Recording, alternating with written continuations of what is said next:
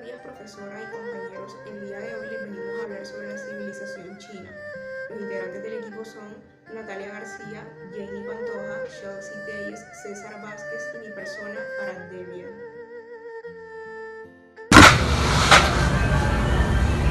Buenos días, profesores y compañeros. Hoy les hablaremos sobre la historia de la pedagogía en la China. La historia se dividirá en dos partes. Primero, la historia basada en la China antigua en la pedagogía, centrada en esta misma, y la otra en la historia de la China de manera más general y un poco más amplia, centrándonos característicamente en los aspectos importantes de esta misma. Primeramente iniciaremos con la historia de la pedagogía basada en la antigua China. Si hay un hombre que merece ser contado y nombrado como uno de los padres en la historia de la pedagogía de la antigua China, es sin duda alguna Confucio. 551 años, hace 470 años, tanto es así que este maestro que vivía en el siglo VI a.C. se considera como el punto de inflexión que marca un antes y un después en la historia de su país. Hoy en día existe cierto consenso en aceptar una primera etapa. Esta etapa es llamada como primera preconfuciana, que comprende los siglos XV y VI a.C., es decir, antes del nacimiento de Confucio. Hablamos de un periodo dominado en primera instancia por la dinastía Xian entre los siglos XV y XI a.C.,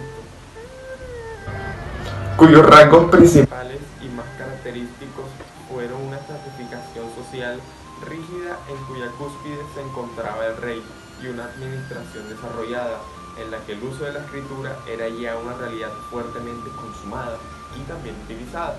Una segunda subfase preconfuciana comprendida entre los siglos XI y VI a.C. fue presidida por la dinastía Zhou en un contexto de reafirmación del llamado mandato celeste, es decir, como el antecedente del derecho divino de los reyes occidental. Dios. Eso sí, se utilizaban otro tipo de invocaciones religiosas diferentes a las de Latinoamérica o países aledaños.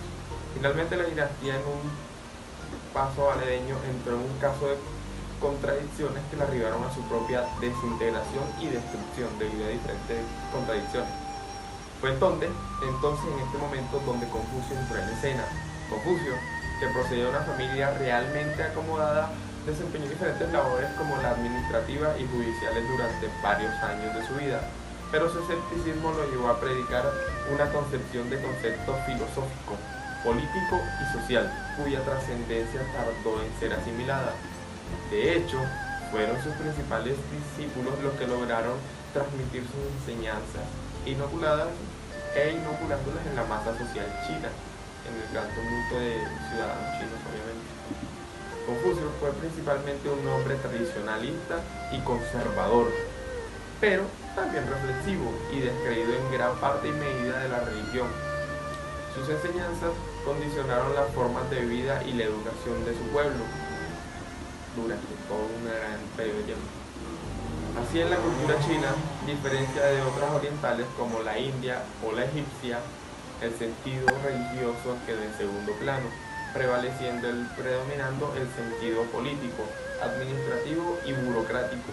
De ahí el fuerte arraigo de conceptos como autoridad y jerarquía, y esa fuerte y burocrático. De ahí el fuerte arraigo de conceptos como autoridad y jerarquía, y esa fuerte tendencia al formalismo que caracteriza a los chinos. En China, el pragmatismo prevaleció sobre el sentido estético. Esa ausencia de idealismo, sumado a valores temperamentales como la paciencia y la meticulosidad. Desarrollo de su industria.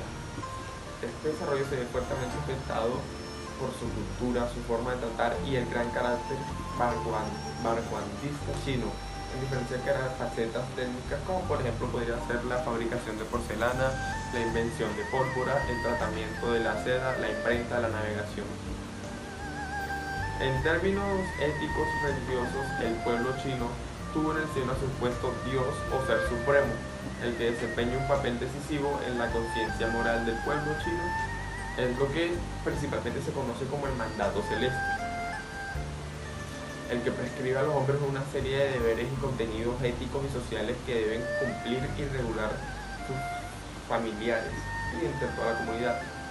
Piedad, justicia, fidelidad, amor son las cosas que deberían cumplir. La especulación de los diferentes filósofos propició el dualismo con un dios celeste y un dios terrenal, que poco a poco devino en panteísmo y en politeísmo. Los chinos procesan además el animismo, la adoración a las fuerzas naturales, fuertes creyentes de la inmortalidad, del alma y del culto a las almas de los antepasados.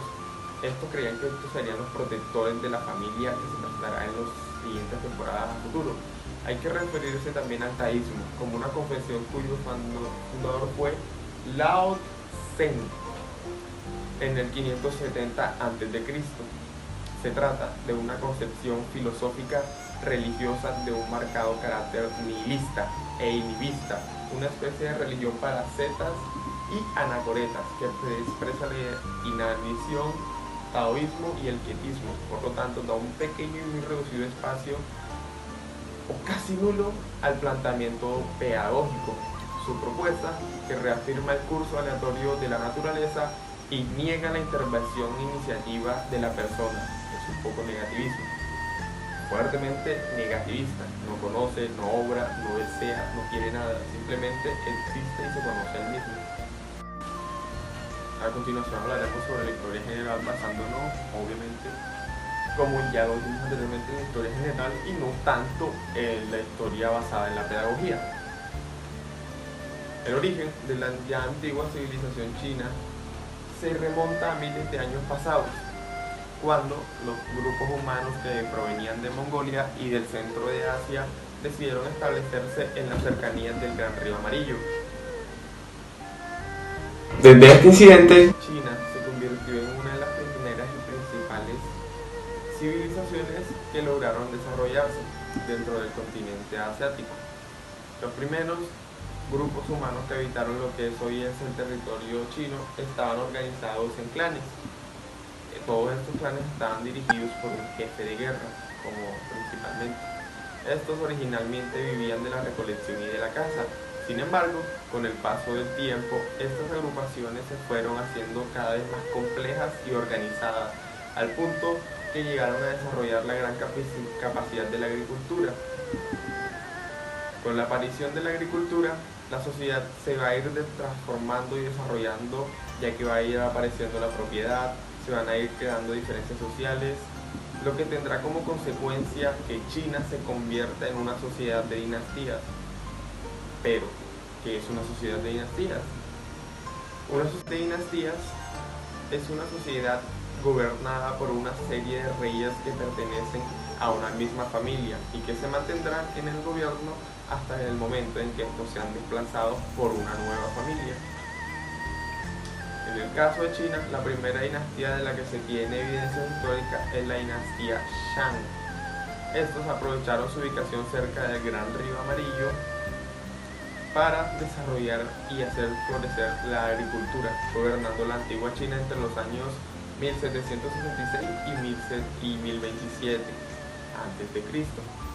Con el paso del tiempo, los Shang serán desplazados por la dinastía Zhou. Durante el gobierno de los Zhou, la población china crecerá progresivamente.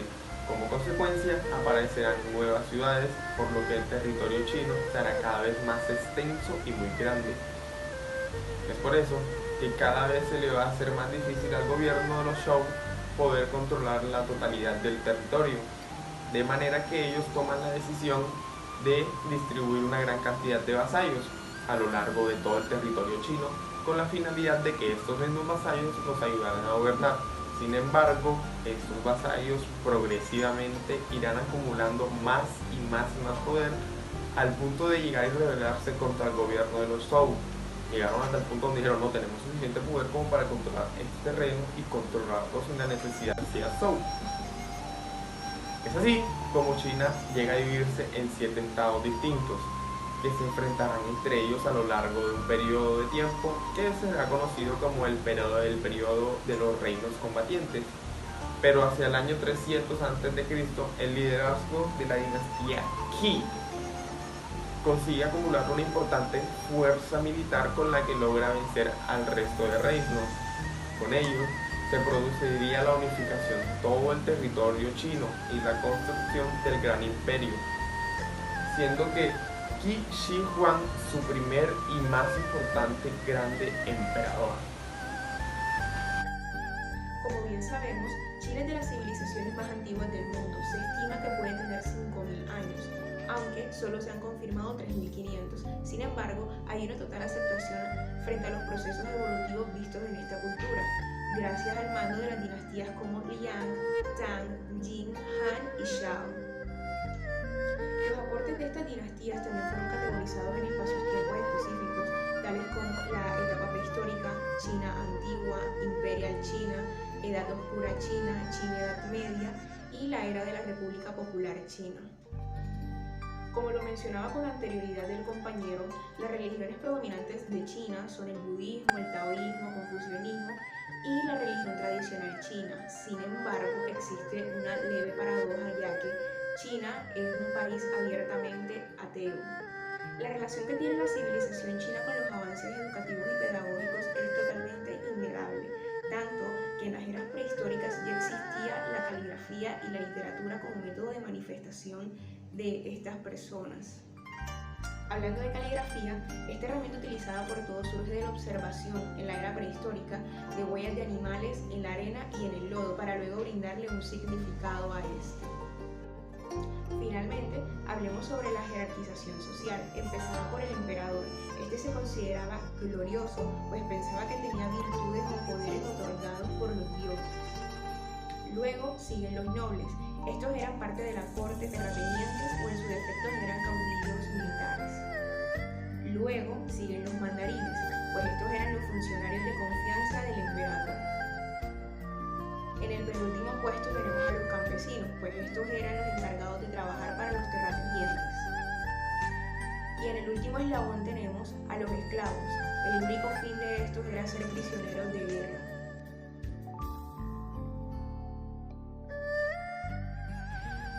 China cuenta con características generales en su sistema educativo, económico, cultural y social que lo hacen diferente a los demás países del mundo. Según algunas fuentes oficiales, este país tiene más de 318 millones de estudiantes en todo el sistema educativo, desde el nivel inicial hasta posgrado, y unos 15 millones de docentes aproximadamente. Una de las características peculiares que distingue el sistema educativo chino es que es muy diverso dentro del mismo país en cuanto a términos de cultura, desarrollo económico y de actividad educativa. Hoy en día China no es solo conocida por su cultura milenaria y su cantidad de habitantes. En la actualidad se destaca en desarrollos tecnológicos y financieros o por su gastronomía, además de ser una de las potencias económicas más grandes del mundo. Esto sucede gracias a diferentes factores y entre los cuales se encuentra la educación como pilar de todo tipo de mejora presente y avance al futuro. Podríamos arriesgarnos a decir que en China conviven diferentes países, ya que en su población está compuesta por 56 etnias. Sin embargo, siempre ha sido un país considerado cuna del conocimiento y este concepto permanece hasta ahora, hasta la actualidad. Tal es la importancia de la educación que para la década de 1970 el índice de alfabetización había alcanzado el 78% y en la actualidad supera un 99%. Esta educación está basada fundamentalmente con el respeto de las jerarquías sociales y el sacrificio de los intereses individuales en nombre de los intereses colectivos. Se educan a los niños a identificarse con la pertenencia y el respeto a un grupo o comunidad tales como lo son la familia, el clan o el pueblo. Debe tenerse en cuenta también que al declararse la República Popular China en 1949, el 80% de la población era analfabeta.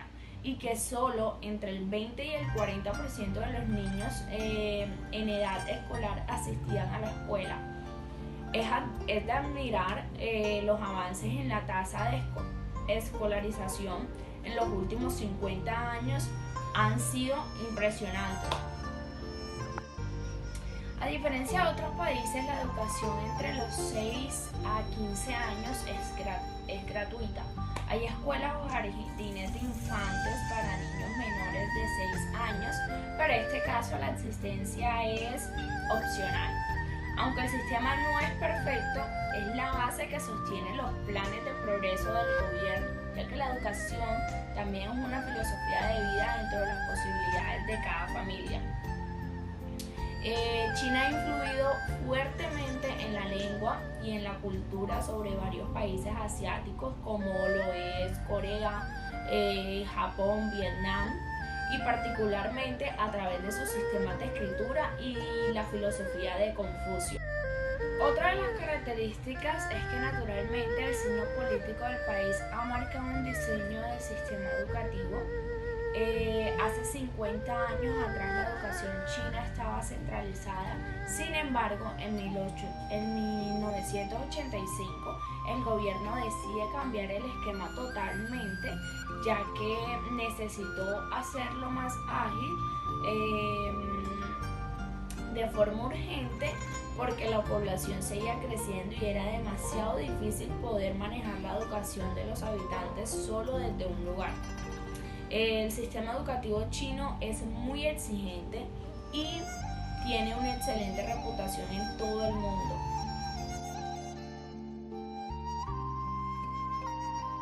Les empezaré informando que desde la niñez a los chinos se les ha enseñado que deben ser los mejores. Esto nos demuestra porque ellos han sido desde hace años líderes en la ciencia, la cultura y las artes.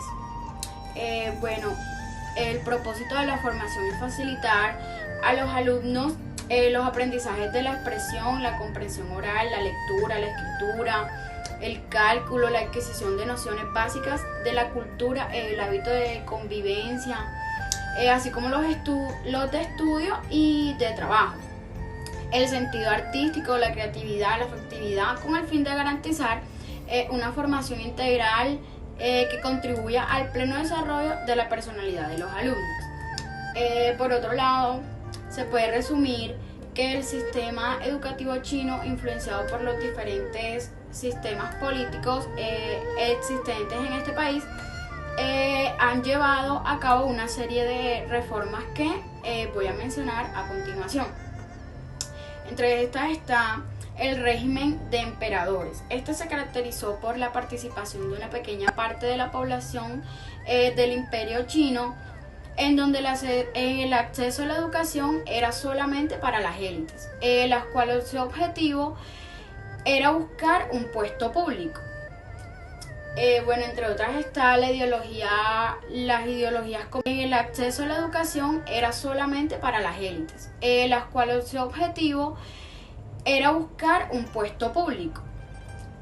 Entre otras está las ideologías comunistas. El objetivo de estas era el aumento de cobertura escolar y una transformación en la formación de los docentes para que estos impartieran clases más orientadas a la práctica diaria y al conocimiento científico. Y la última era la economía socialista de mercado. Este último sistema fue como el que más transformó el orden educativo. La economía socialista de mercado introdujo como nuevas formas más flexibles de financiar la educación, autorizando la existencia de instituciones privadas. Y para finalizar, en Occidente se suelen agrupar los modelos pedagógicos en tres categorías: la escuela tradicional, la escuela activa y las corrientes constructivas. La escuela tradicional tiene como finalidad reproducir valores culturales tradicionales. La escuela activa tiene como finalidad garantizar la felicidad del aprendiz, y las corrientes constructivas, su finalidad principal es lograr aprendizajes significativos. Gracias.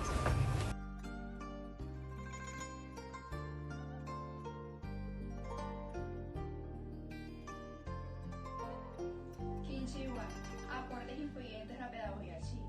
Prohibió toda escuela privada en China con el fin de obtener un control total sobre la sociedad, la cual promulgó una educación legalista, la cual fue aconsejada por el secretario Lissi. A su vez, le prohibió a todas las personas que se leyeran en privado y a guardar libros para coleccionar, a tal punto que quien desobedeciera se le quemarían sus libros y se enterrarían con los judíos. Asimismo, aportó a la creación de una red de comunicaciones para lograr la integración entre ciudadanos de China. Confucio, aportes influyentes en la educación china. Fue el primer pedagogo chino en fundar una escuela con la intención de que todos, no solo los magos, tuvieran acceso a la educación. Confucio eliminó la noción de que la educación debía ser solamente para los infantes de la familia estable económicamente. Asimismo, reunió una cierta cantidad de dinero para los estudiantes con la finalidad de impartir conocimientos hacia ellos. Uno de los libros más importantes fue el Yin, distinguido como el registro del rito, el cual tenía como propósito impartir conocimientos sobre las formalidades sociales y reglas de etiqueta. Yuan Shikai, aportes influyentes en la pedagogía. Suprimió el sistema estatal en dicha época, el cual era un servicio civil, permitiendo una conversación con un sistema educativo del nivel occidental. Gracias a Yuan Shikai, el sistema educativo optó por tomar un sistema ruso, teniendo en cuenta cada uno de los datos importantes del país. Otorgó a los académicos y funcionarios una reestructuración del sistema educativo, trayendo hacia las escuelas los idiomas extranjeros, ciencia, tecnología e innovación. Asimismo, trajo las ideologías educativas implementadas por europeos y norteamericanos con el fin de mejorar el sistema que se encontraba en China. Liang Qichao, aportes influyentes a la educación en China. Propuso que en las escuelas se debían formar talentos, ya que él decía que debía ser el primer objetivo para formar estudiantes integrales. Resaltó que la educación era el primer motivo para crear un país lleno de fuerza y de inteligencia, y de esa forma poder crecer como sociedad. Al igual que Yuan Shikai, aportó a la educación sistemas educativos extranjeros, adecuando cada una de sus estrategias y sus idiomas con el fin de enriquecerse de conocimientos. Finalmente, abolió los exámenes imperiales y propuso los enseños de patriotismo y cultura, eliminando cualquier tipo de costumbre mala. Mao Zedong, aspectos influyentes en la educación china. El pensamiento del presidente Mao se ocupó y dirigió todos los aspectos de la educación en China. En 1963, Mao lanzó el movimiento de la educación socialista. Posteriormente, destacó que la participación popular masiva era la única forma de lograr un verdadero socialismo, promoviendo la participación juvenil desde la educación. Bueno, ahora procedemos a decir algunos datos curiosos sobre la educación china. El sistema educativo se basa en la memorización mecánica. Los niños simplemente se basan en aprender una gran cantidad de material. Los maestros requieren reproducción automática sin importar cuánto fue entendido el material estudiado.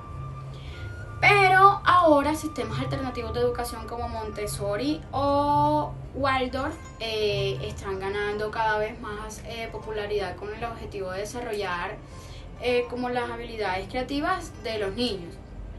Pero por supuesto, tales educaciones son privadas y las capacitaciones en ellas son costosas y accesibles para un número muy reducido de personas. Independientemente de dónde estudien los niños, si en una escuela de Kung Fu o en una escuela común, estos aprenden desde la infancia 3 cualidades. La capacidad de trabajar, la disciplina y el respeto por los mayores en cuanto a edad y jerarquía. Y como ya sabemos, a estos desde la niñez se les enseña que deben ser los mejores en todo, y por esto tal vez es por eso que ahora los chinos están comenzando como a ocupar posiciones de liderazgo en todas las ramas de la ciencia, de la cultura y del arte, compitiendo así con los europeos que, bueno, estos han crecido demasiado sobre